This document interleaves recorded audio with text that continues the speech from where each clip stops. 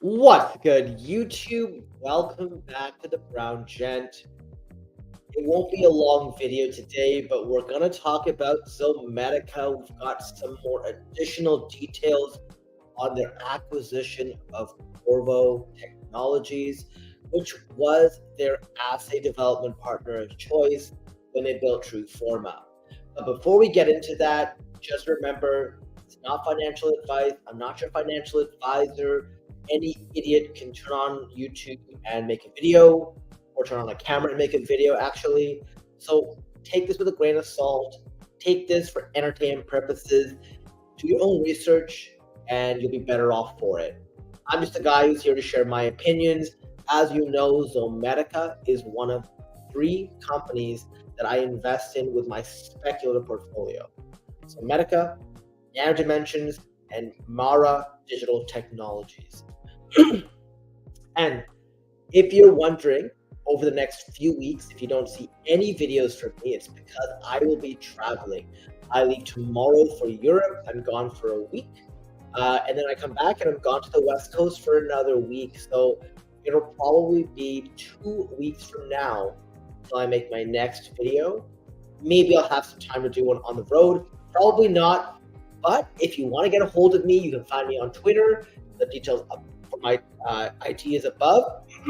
Also, you can just check me out here at discord.thebrownjet.com. Join our free Discord. Easiest way to talk to me. Ask me about anything that you have in mind. So let's get into it. And as a recap, today, Zomedica is up, between the full market hours and after hours, about 2%.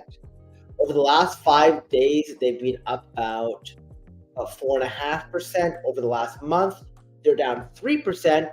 Over the last 6 months, they're down 16%. And year to date, they're up 9%. So it's always important to get that perspective, because depending on where you start from your frame of reference, this could be either good or bad. Obviously, you most likely bought in way higher. Some people bought in the $2 range around the time when they announced truforma being launched, and then sort of that, I don't want to say like snafu, but let's just say their launch didn't go so well. But that's all in the past. We're moving forward. They've done some incredible things to add to their portfolio, especially with the addition of PulseVet. And most recently, they just announced that they were taking over Qorvo Biotech. And I covered all of this in another video, so I won't talk about it. But what's really important to us here is what this means for the company. So in the last video, and I'll sort of summarize so you don't have to go back and watch that one if you haven't already, this is the company that they partnered with and licensed sort of the assays. So when they built truforma, they used their BAO technology, bulk acoustic wave, and then they built the assays. And now they're bringing it in-house. They're able to do it much faster, and it'll now be a core capability of the business. So there's no expenses, right? They just have to pay for the cost of doing all the operations or operational expenses. On top of that, this now becomes something that they can sell to other companies and monetize that capability just as well, because now Qorvo will sit within Zomedica. They can use it for their own services and use it to sell those services to other companies. So that's pretty good. Now, one of the things I told you guys is you always want to make sure before you invest in any company, you understand how much money they have to run their business operations. Taking a look at the cash burn rate as well. And we know, looking at the last earnings report that was back in June, or not back in June, but end of June 30th effective, they had $142.4 million US, and the previous year they had $186.8 million US, which means that they had spent, or their cash balance or cash equivalent balance reduced by $44 million. They could only do that for another 3 years before they ran out of money. And most likely before then, if they really came that close, what would happen is they would likely do a share dilution or offer preferred shares to sort of a liquidity company of sorts. Obviously, and this would be a terrible deal because when they give those preferred shares, they're usually like a really, really bad loan price, one that like no one ever would accept. So, and this is actually what the company did in the early days, and they were punished for it. And thankfully, I don't want to say stock market boom, but in the meme mania that was 2021, they were able to get a ton of capital, and they diluted the shares and diluted investors. They had almost 1 billion shares of Zomedica outstanding. So what I always tell everyone is just make sure you take a look at that, because you don't want to be surprised when the company goes, well, we're going to offer some shares offer some shares to earn some cash. So given all that, how much is Qorvo going to cost Zomedica? Well, that's what we found out in the filing yesterday. If you're not sure how to find that, make sure when you go to the investors.zomedica website, don't worry, I've linked that in the description below. You click on filings, you can click the 8K that came out yesterday. I just picked PDF. Oh, did I pick PDF? I think I picked PDF.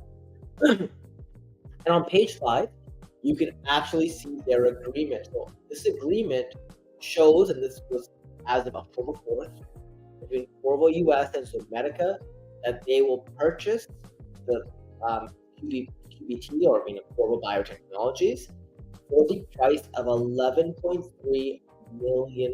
There's some other minor stuff in here, but that's a significant amount of money. If you just take a look back here, we currently were sitting with 142 million. This puts us at 131 million, keeping in mind their net losses per quarter have been sitting around $5 million as well. So by the end of next quarter, maybe they're down like 11.3 plus 5 million, 16 million. Maybe they'll be sitting at $126 million. At what stage will they likely raise liquidity? We don't know. I probably suspect, and it's a guess, when they get close to breaking that 50 million barrier, we'll likely see a share dilution. This will be terrible for shareholders if it happens.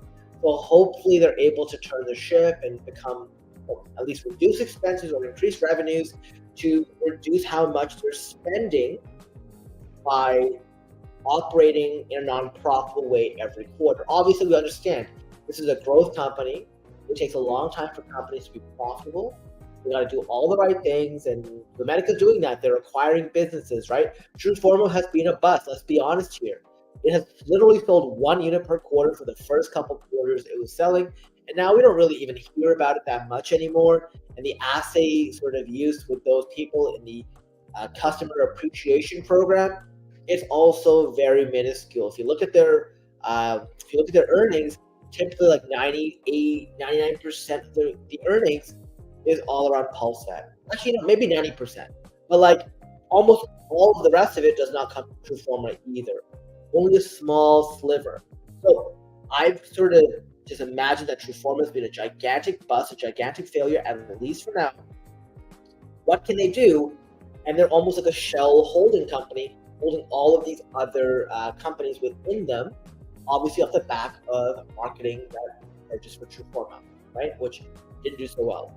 Now, one of the things I do want to bring to your attention is you've got to be very careful when you are on these investor forums. There's a very popular one called Zomedica Dream Team Investors. Somebody posted here today, I hate to say it, but those that aren't buying more ZOM are going to get left behind at the station. It's as simple as that. Ironically, you see here, this content isn't available in Canada. Yeah, well, obviously, this is something that has happened to us as a result of decisions by our prime minister, obviously very highly contested. But for those of you who never really saw what we experience here in Canada, this is what we see when we go to social media like Facebook. But those of us who believe in the company, our faith will be rewarded. I know that 17 cents per share doesn't seem like much right now, but the goods and services that Zomedica are bringing to market, they are going to revolutionize the pet healthcare industry. You owe it to yourself to see this thing through. Do not give up on this incredible company. Do not sell yourself short. Cheers, blah, blah, whatever. Let's be straight up here. This person is just hoping. Okay? There's no fundamentals. All they said is, yeah, it's going to revolutionize the pet care industry. Not once do they talk about the actual changes that have happened in the company as a reason to purchase. But I'm not even saying that these would be good reasons, but I would, if I was writing this post, I wouldn't have tried to guilt people into not selling their shares or guilt people into buying more, because this is sort of how this is coming across. What you want to do when you make these kind of posts, if you're actually serious, provide real content. Instead of saying you feel and you hope and whatever, talk about what the fundamentals are. Talk about how they've done another acquisition, what that means, and where you see that going. And sort of the comments over here were sort of mixed. So here, that until the company becomes profitable, I'm afraid things will be the same. A lot of people said the same thing here. Others like cute, dreaming, they're burning cash, blah blah, whatever. The idea here is like, don't let these be the reasons you purchase. I get messages all the time on Twitter and on Discord saying, "Oh, I watched a YouTube video where the guy said, oh my God, this is going to be the next big stock." They didn't really explain why. They didn't give cohesive points. All they just said, "Oh, I feel like this is going to 10x." People go, "Oh, I don't want to miss the 10x," and they buy, and the stock goes down, or the stock is flat and slowly goes down over time. Meanwhile, actual investments go up over time. Like if you look at the tech sector, it's doing fantastic for like the bigger companies, right? Like overall, they've done a massive recovery this year. Most people were sitting on the sidelines trying to get rich off get rich quick schemes. Now, don't get me wrong. I'm not saying I don't believe in Zomedica. I think that it's a process. I think that they are doing a lot of the right things. I'm still not 100% that this will make it. Like I said, I'm hoping that they will. The fundamentals just still aren't there, but the decisions they're taking are all in the right direction. So that's why I continue to hold that in my speculative portfolio. Right? It's speculative for a reason. If it was a guarantee, it would not be speculative. Now, the one thing I will say here is you've got to remember this chart. So the Wall Street cheat sheet chart, right? Remember, things are always sort of going from one extreme to the other. You get extreme dysphoria, you get extreme euphoria, and everywhere in between. So at the bottom, everyone's like, oh my God, investing is stupid. Buying these things is stupid. At the top, everyone's like, take out a mortgage, buy everything, take out loans. This is going to be insane. And they never last that way. But we have seen extreme euphoria in the stock, when the stock was sitting around $2 to $3. And now we're seeing extreme dysphoria in the stock. But these things don't last forever. Obviously, the exception would be if the company goes bankrupt, or if sort of some other company calamity happens, like, number one thing is bankruptcy, right? But this is something about market cycles that you've got to see. When you look at the rest of the market, it is still sort of bopping up and down as well until there's clear direction going up in the broader sectors. People don't want to sort of put their money and buy into speculative investment. Even Bitcoin, there's not much liquidity going into it. I mean, there is, but it's mainly institutions, because people don't have the disposable income, let's just call it, to invest in this or to buy these things. This is a recession, and during recessions, people are focused on feeding their families, and they're not looking to turn $1,000 into 10,000. I mean, obviously they want to, but there's not enough people trying to do that for that sort of thing to get that huge pump. But that being said, these things are cycles, and you've got to just be patient if you're investing in the right things. Whether or not Zomedica is one of the right things, only future will tell us. And finally, what I want to show you here is the Zomedica chart. So I deliberately map out Zomedica for a reason. I'm not a fan of just drawing lines. You can see the sort of resistance and support lines that I have here. I have much more, obviously, if we were to go up, because I don't think we've got lower than where that bottom line is at the 15-cent level. I don't think we have any sort of resistance there that I can remember. But you can see here, back in December, we hit this line, 15.7 cents. Yes, it went below it for a little bit, but we bounced off it, went directly up to 30-something cents, and we've trickled down, and we literally came back and touched it. It's hard to see the wick here. But we came back basically to this point again, ricocheted, came back to this point, ricocheted again, and now we're bouncing off the 50 EMA, right? All of this is within the buy zone that I highlighted maybe a couple months ago. This has been there forever. I basically said, below a certain price, I will buy some swing shares of Zomedica. Above a certain price, I will sell those swing shares of Zomedica. And that's sort of how I've made, I don't want to say a ton of money, but I've made like a decent amount of money during this period of time where Zomedica has gone up and down, right? If we look back, over the last period of time, Zomedica continues to just go up and down, up and down, up and down, up and down. And while it does it every single time and without fail, when it goes up, no one wants to sell anything. And when it goes down, no one wants to buy anything. And nonstop, I would hear the same thing over and over again, and unfettered. And people would tell me I'm wrong. I go, hey, you do whatever you want to do. I have a portion of Zomedica shares I'm holding for the long term, and I have these swing shares that I purchased for this exact purpose, and I will liquidate them.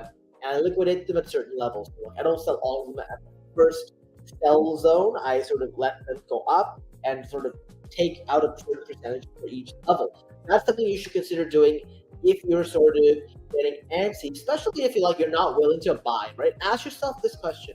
When Zomedica goes down this low at 15 cents or whatever, are you actually willing to buy more shares? If the answer is no, it means you're holding too many shares.